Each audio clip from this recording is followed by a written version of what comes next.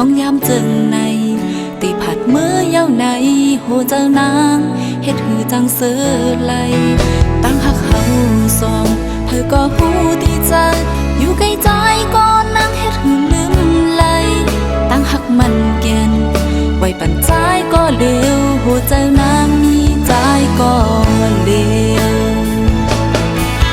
อันซื้อห้องยานมาตีไกลหัวเจ้านางเลยจำมันไว้อยู่ตีใจใจเจอวันปนนั้น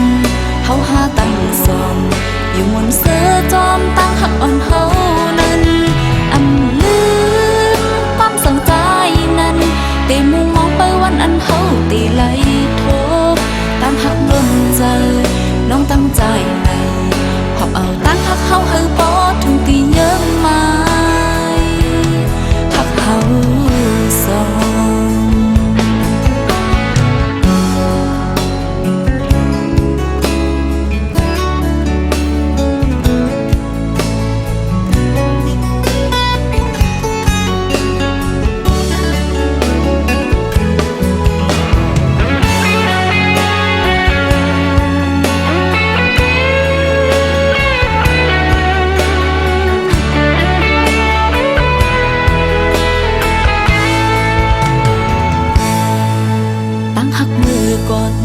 สู่แลเฮา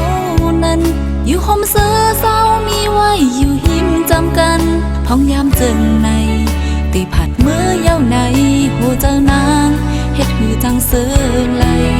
ตั้งหักเฮาสองเธอก็หูดีใจอยู่ใกล้ใจก็นั่งเฮ็ดหือลืมไหลตั้งหักมันแก่นไว้ปั่นใจก็เร็วหัวเจ้านางมีใจก็เร็ว